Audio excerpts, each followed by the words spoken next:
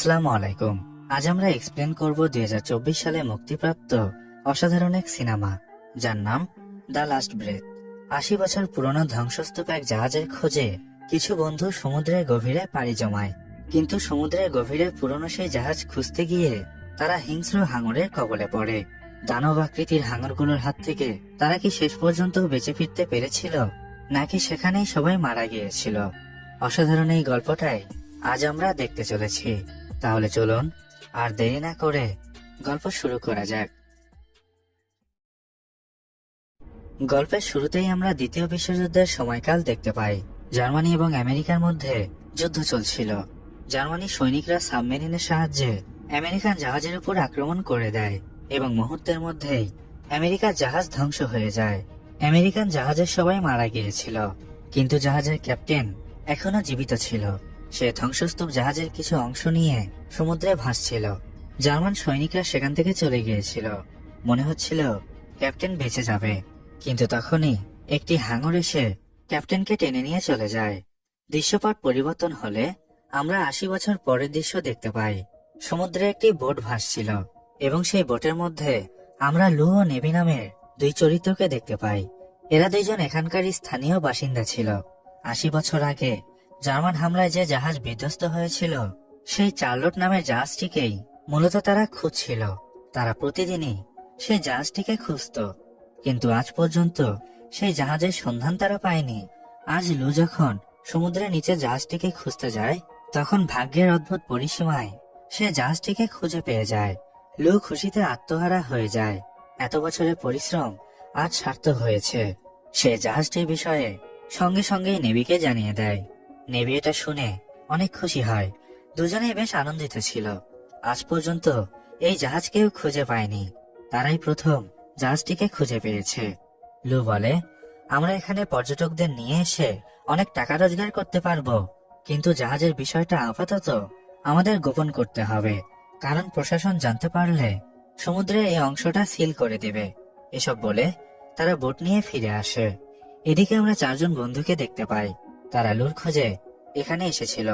চরিত্রগুলোর সঙ্গে একটু পরিচয় হয়ে নেওয়া যাক। এর নাম ব্রেড, এর নাম রাইলি, স্যাম এবং লোগান। এরা সবাই লুর বন্ধু ছিল। লুর সঙ্গে দেখা করতেই তারা এসেছিল। সমুদ্রের কিনারে এক ছোট্ট মেয়ে একটি নেকলেস বিক্রি করার জন্য স্যামের কাছে আসে। তখন স্যাম নেকলেস না কিনেই তাকে $20 দিয়ে দেয় এবং মেয়েটিকে বলে, তোমার হাতে চোট লেগেছে, এই $20 দিয়ে তুমি কিছু ঔষধ কিনে খেও। মেয়েটি $20 নিয়ে সেখান থেকে চলে যায়। আসলে স্যাম একজন ডক্টর ছিল, এজন্য আঘাতপ্রাপ্ত সবাইকে সে সাহায্য করত। যাই হোক, তারা সবাই কিছুক্ষণের মধ্যেই লু এবং নেভির বাসায় চলে আসে। এখানে লুকে দেখেই রাইলি এবং লোগান তাকে জড়িয়ে ধরে, কারণ অনেক বছর পর তাদের দেখা হলো। স্যাম লুকে দেখে অনেক হ্যাপি ছিল, কারণ সে লুকে অনেক পছন্দ করত। সবাই হালকা নাস্তা করার পর এক জায়গায় বসে আড্ডা দিতে শুরু করে। এদিকে নেভি ঘরের মধ্যে বসে কিছু হিসাব করছিল। তার কাছে পর্যাপ্ত পরিমাণে টাকা ছিল না, সে দেনায় জর্জরিত ছিল। রাইলি এখানে লুকে জিজ্ঞাসা করে, কি ব্যাপার, তোমাকে অনেক খুশি লাগছে, রহস্য কি? লু বলে, একটা সারপ্রাইজ আছে, কিন্তু এই বিষয়টা তোমরা কাউকে বলবে না। আজ থেকে 80 বছর আগে চার্লট নামের দ্বিতীয় বিশ্বযুদ্ধের যে জাহাজটি ছিল, তার ধ্বংসস্তূপ আমি খুঁজে পেয়েছি। লুর কথা শুনে সবাই অবাক হয়ে যায়।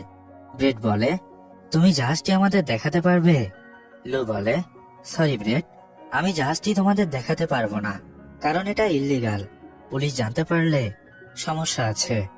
এটা শুনে ব্রেড বলে, আরে পুলিশ জানতে পারবে না, আমি তোমাকে $1000 দেব যদি তুমি জাহাজটি আমাদের দেখাও। ব্রেড নেভিকেও সেই একই কথা বলে এবং শেষ পর্যন্ত তাকে $5000 অফার করে, কিন্তু নেভি এতে রাজি হয় না। সে বলে, তোমরা এখানে বেড়াতে এসেছো, এখানে অনেক দর্শনীয় স্থান রয়েছে, ওই জায়গাগুলো দেখে এখান থেকে চলে যাও, আমি জাহাজ তোমাদের দেখাতে পারবো না। এসব বলে নেভি সেখান থেকে চলে যায়। এরপর দেখা যায় রাতে সবাই একসাথে পার্টি করছিল। সেখানে স্যাম লুর কাছে আসে এবং দুজনের মধ্যে কথোপকথন শুরু হয়। লু স্যামকে জিজ্ঞাসা করে, তোমার মেডিকেল স্টাডি কেমন চলছে? স্যাম বলে, হ্যাঁ, ভালোই চলছে। তোমার কি খবর? এই আয়ারল্যান্ডে তোমার কেমন লাগছে? লু বলে, এখানকার পরিবেশ একটু আলাদা, তবে ব্যাপার না, এটা আমার অভ্যাস হয়ে গেছে। লু ও স্যাম কথোপকথনের সময় সেখানে বিদ্যুৎ চলে যায়। লু নেভিকে সাথে নিয়ে জেনারেটর চালু করার চেষ্টা করে। লু নেভিকে বলে, হঠাৎ করে বিদ্যুৎ চলে গেল, এর আগে কখনোই এমনটা হয়নি। নেভি বলে, বিদ্যুৎ চলে যায়নি, লাইন কেটে দিয়েছে, কারণ 6 মাস ধরে আমি বিদ্যুতের বিল দিইনি, আমার অনেক টাকা ঋণ হয়ে গেছে। লু বলে, তোমার কত টাকা ঋণ হয়েছে? নেভি বলে, সবকিছু হিসাব করলে প্রায় $36,000 আমার ঋণ হয়েছে, আর এতগুলো টাকা আমি কখনোই পরিশোধ করতে পারবো না। লু বলে, বুঝেছি, আমাদের বেডের সঙ্গে কথা বলতে হবে, তাকে আমরা চার্লোট জাহাজটি দেখাবো, কিন্তু এর বদলে সে আমাদের টাকা দিবে, তার কাছে আমরা $50,000 চাইব। নেভি বলে, ব্রেড আমাদের বন্ধু, তার কাছে কিভাবে আমরা টাকা চাইব? এটা ঠিক নয়। লু বলে, সে নিজে থেকেই আমাদের টাকা দিতে চেয়েছে। এসব বলে লু ব্রেডের সঙ্গে কথা বলতে চলে যায়। ব্রেড অনেক এক্সাইটেড ছিল, টাকা পয়সার কোনো অভাব ছিল না, এজন্য $50,000 সে রাজি হয়ে যায়। এরপর দেখা যায় পরের দিন সকালবেলা সবাই মিলে ড্রাইভিং এর যাবতীয় জিনিসপত্রগুলো বোটে নিয়ে পুরনো সেই জাহাজ দেখতে বেরিয়ে পড়ে। কিছুক্ষণের মধ্যেই তারা সমুদ্রের সেই অংশে চলে আসে যেখানে চার্লট নামের সেই জাহাজটি ধ্বংস হয়েছিল। গন্তব্যে পৌঁছানোর পর সবাই ড্রাইভিং স্যুট পরে নেয় এবং একে একে সবাই সমুদ্রের গভীরে চলে যায়। লু সবাইকে গাইড করছিল, কারণ তারা এই প্রথম ড্রাইভিং করছিল। সবাই কিছুক্ষণের মধ্যেই সেই ধ্বংসস্তূপ জাহাজের ভিতরে প্রবেশ করে। ব্রেড ও বাকি সবাই পুরনো সেই জাহাজ দেখে হতভম্ব হয়ে গিয়েছিল। 80 বছর আগের টেকনোলজি সম্পর্কেও তারা কিছুটা ধারণা পেয়ে যায়। লু সবাইকে নিয়ে জাহাজের মধ্যে প্রবেশের সময় একটি চিকন লম্বা রশি টেনে দেয়, এতে করে তারা বুঝতে পারবে কোন রাস্তা দিয়ে তারা এসেছিল, নয়তো তারা রাস্তা ভুলেও যেতে পারে। সবাই ধীরে ধীরে জাহাজের মধ্যে প্রবেশের সময় জাহাজের কিছু টর্পেডো দেখতে পায়, যেগুলো এখনো হয়তো ভালো ছিল। ধীরে ধীরে সবাই জাহাজের বেশ গভীরে প্রবেশ করে। তারা এমন একটি জায়গায় এসে পৌঁছায় যেখানে 80 দশকের সৈনিকরা খাবার খেত। যে ডাইনিং টেবিলে বসে সৈনিকরা খাবার খেত, সেই ডাইনিং টেবিলে বসে সবাই সবার অনুভূতি প্রকাশ করছিল। ব্রেড ভীষণ খুশি ছিল। লু না থাকলে হয়তো এরকম বিশেষ অ্যাডভেঞ্চার সে কখনোই করতে পারত না। ব্রেড লুকে ধন্যবাদ জানায়। লু বলে, ঠিক আছে, চলো এবার ফিরে যাওয়া যাক, এখানে পানির চাপ অনেক বেশি। ব্রেড বলে, আরে দাঁড়াও, আমরা আরো কিছুটা সামনে থেকে ঘুরে আসি, কিছুক্ষণ পরে আমরা চলে যাব। ব্রেডের কথা রাখতে লু সবাইকে নিয়ে আরো কিছুটা সামনে চলে যায়। যেতে যেতে তারা জাহাজের বন্ধ কিছু দরজা দেখতে পায়। স্যাম একটি দরজা খুলে এক্সপ্লোর করলে দেখা যায় সেটা ছিল একটা মেডিকেল রুম, যেখানে আহত সৈনিকদের চিকিৎসা করা হতো। সবাই আরো কিছুটা সামনে এগিয়ে গেলে তারা এমন একটি জায়গায় এসে পৌঁছায় যেখানে হাওয়া এখনো আটকে ছিল এবং পানি এখনো সেখানে পৌঁছায়নি। সবাই ওই জায়গায় আসার পর অক্সিজেন মাস্ক খুলে ফেলে, কারণ এখানে অক্সিজেন এখনো ছিল। মনে হচ্ছিল সাধারণ কোনো একটা রুমের মধ্যে তারা অবস্থান করছে। লোগান এখানে এসে পকেট থেকে একটি ড্রিঙ্কস বের করে এবং সেটা পান করে। লোগানের এমন অদ্ভুত নেশা দেখে সবাই অনেক বিরক্ত হয়। এই রুমের দেয়ালে জিমি ও স্কট খোদাই করে লেখা ছিল এবং এটা সেই ব্যক্তিদের নাম ছিল যারা গল্পের শুরুতেই শার্কের আক্রমণের শিকার হয়েছিল। যাই হোক, এখানে আসার সময় তারা যে একটা চিকন রশি টেনেছিল, হঠাৎ করেই সেই রশি টানতে শুরু করে এবং মুহূর্তের মধ্যেই রশিটি ছিঁড়ে চলে যায়। সবাই অনেক ভয় পেয়ে যায়, তারা বুঝতে পারে না রশিটি কেন ছিঁড়ে গেল। লু বলে, হয়তো কোনো ডলফিন রশির সাথে বেঁধে গিয়েছিল, এজন্যই রশি ছিঁড়ে গেছে। সমস্যা নেই, আমি খুব ভালোভাবে রাস্তা চিনি, চলো এবার যাওয়া যাক। লু কথা শেষ করে সবাইকে নিয়ে ফিরে আসার জন্য রওনা দেয়। রাইলির অক্সিজেন সিলিন্ডারে অক্সিজেন অনেক কম ছিল, এজন্য তাড়াতাড়ি সবাইকে উপরে যেতে হবে।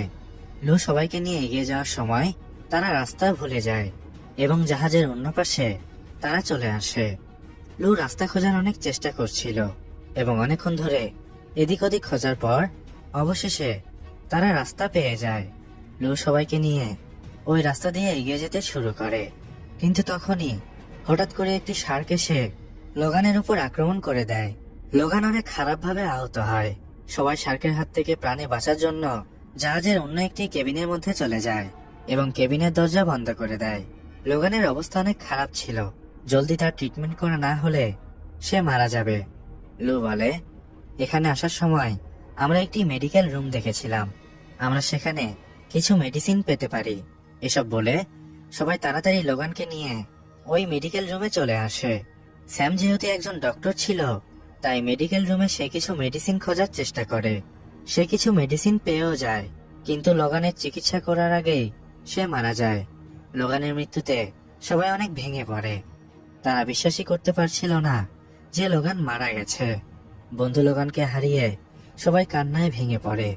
শার্ক রুমের বাহিরে ঘোরাফেরা করছিল। তারাও কি শার্কের আক্রমণে মারা যাবে, এসব তারা ভাবতে শুরু করে, কারণ এখান থেকে বের হলেই শার্ক তাদের উপর আক্রমণ করবে। সবাই অনেক চিন্তায় পড়ে যায়। তাদের কাছে পর্যাপ্ত পরিমাণে অক্সিজেন সিলিন্ডারও ছিল না, যেটা সাহায্যে তারা দীর্ঘক্ষণ এখানে কাটাবে। ব্রেড বলে, আমাদের এখান থেকে বের হতে হলে লোগানের শরীরটাকে দরজার ওই পাশে ফেলে দিতে হবে।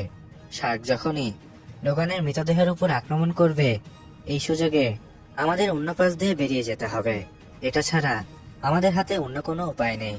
সবাই ব্রেডের কথায় সহমত হয়, কারণ প্রাণে বাঁচতে হলে এই একটাই উপায় আছে। তারা না চাইলেও লোগানের মৃতদেহটাকে দরজার বাইরে ফেলে দেয়। শার্ক যখনই লোগানের মৃতদেহের উপর আক্রমণ করে, সবাই এই সুযোগে সেখান থেকে পালানোর চেষ্টা করে। পালানোর সময় দরজার একটি ধারালো লোহার খণ্ডের সাথে আঘাত লেগে রাইলির পা অনেকটা চিড়ে যায় এবং সেখান থেকে গল গল করে রক্ত ঝরতে থাকে। রাইলির এমন অবস্থা দেখে সবাই তাড়াতাড়ি করে তাকে নিয়ে আবারও আগের জায়গায় ফিরে আসে, যেখানে হাওয়া আটকে ছিল। এখানে আসার পর তারা রাইলির রক্ত আটকানোর চেষ্টা করে। ব্রেড এসব দেখে অনেক রেগে যায়। সে রাগান্বিত হয়ে লুকে বলে, তুমি আগে থেকে জানতে এখানে শার্ক রয়েছে, কিন্তু তারপরেও তুমি আমাদের এখানে নিয়ে এসেছো। তোমার উদ্দেশ্য কি, আমাদের খুন করা? এসব শুনে স্যাম বলে, ব্রেড শান্ত হও। লু শার্কের বিষয়ে কিছুই জানতো না। সে আমাদের ফ্রেন্ড। সে যদি শার্কের বিষয়টা জানতো তাহলে কখনোই আমাদের এখানে নিয়ে আসতো না। ব্রেড শান্ত হলে লু বলে, স্যাম তুমি রাইলিকে নিয়ে এখানেই থাকো।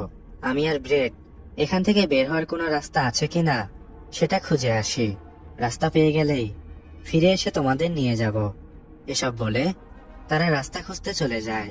ব্রেড ও লু যখন রাস্তা খুঁজছিল, তখন সেখানে আবারও সেই শার্ক চলে আসে।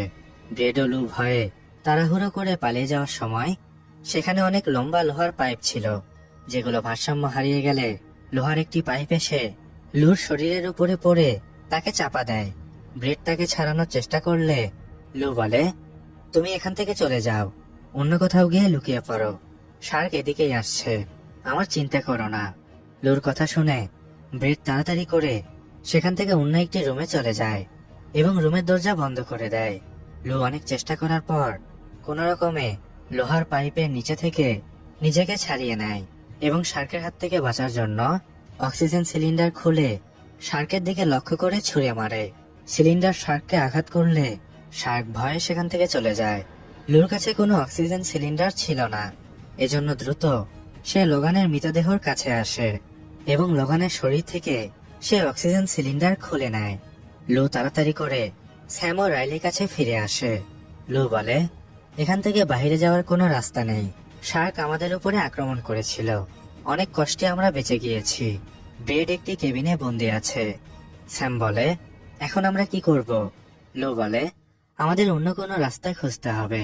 এসব বলে রাইলিকে ওখানে রেখে স্যাম ও লু এবার রাস্তা খুঁজতে চলে যায়। যুদ্ধ করার জন্য জাহাজের যে অংশে মিসাইল রাখা হতো তারা সেখানে চলে আসে। এখানে হাওয়া আটকে ছিল। লু স্যামকে বলে, তুমি এখানে দাঁড়াও, আমি একাই সামনে রাস্তা খুঁজতে চলে যাই, কারণ সামনে বিপদ হতে পারে। এসব বলে লু সেখান থেকে চলে যায়। এদিকে আমরা ব্রেডকে দেখতে পাই।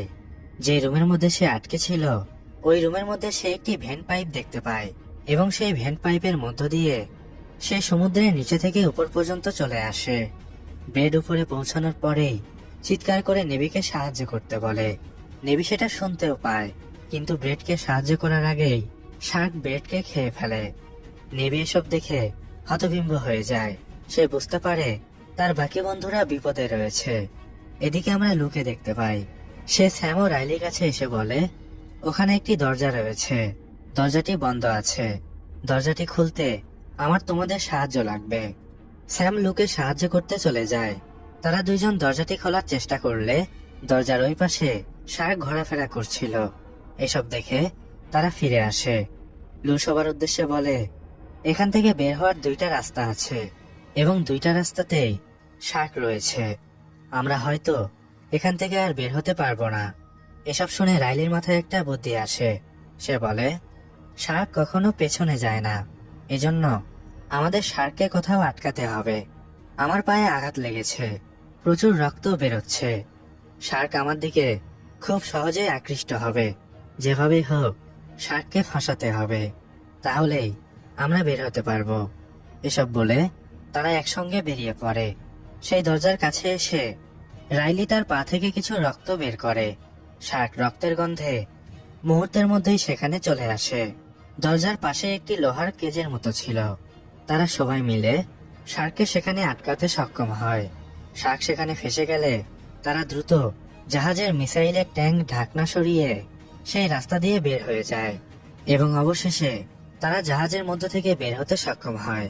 লু সবাইকে নিয়ে উপরে যাওয়ার সময় হঠাৎ করেই সে জ্ঞান হারিয়ে ফেলে। রাইলি ও স্যাম তাকে নিয়ে উপরে যাওয়ার চেষ্টা করলে তখন একটি শার্ক এসে রাইলিকে টেনে নিয়ে চলে যায়। শার্ক দেখে স্যাম ভীষণ ভয় পেয়ে যায়। সেই লুকে উপরের দিকে ধাক্কা দিয়ে আবারও জাহাজের মধ্যে চলে আসে। উপরে দেখা যায় নেভি লুকে উদ্ধার করে নিয়ে যায়। স্যামের কাছে অক্সিজেন খুব কম ছিল, এজন্য যেখানে হাওয়া আটকে ছিল সে ওখানে চলে আসে এবং দীর্ঘ এক নিঃশ্বাস নিয়ে সে পানিতে ডুব দেয়। স্যাম একটি লোহার পাইপ হাতে নেয়। যখনই শার্ক তার উপর আক্রমণ করতে আসে সে লোহার পাইপ শার্কের মুখে ঢুকিয়ে দেয় এবং জলদি জাহাজ থেকে বের হয়ে যায়। স্যাম উপরে যাওয়ার সময় আরো একটি শার্ক তার উপর আক্রমণ করতে আসে, কিন্তু তখনই নেভি সেখানে চলে আসে এবং স্যামকে বাঁচাতে সে নিজের জীবন স্যাক্রিফাইস করে দেয়। শার্ক নেভিকে খেয়ে ফেলে। স্যাম তাড়াতাড়ি করে অবশেষে বোটে উঠে আসে। স্যাম ও লু ছাড়া বাকি সবাইকে শার্ক খেয়ে ফেলেছিল। দৃশ্যপট পরিবর্তন হলে আমরা কয়েক বছর পরের দৃশ্য দেখতে পাই। স্যাম ও লু বিবাহ করেছিল এবং তাদের একটি বাচ্চাও হয়েছিল। নেভির বোট এখন লু চালাতো। তারা ওই দ্বীপেই বসবাস করত এবং এখানেই গল্পের সমাপ্তি হয়। আজকের মতো বিদায় নিচ্ছি। আল্লাহ হাফেজ।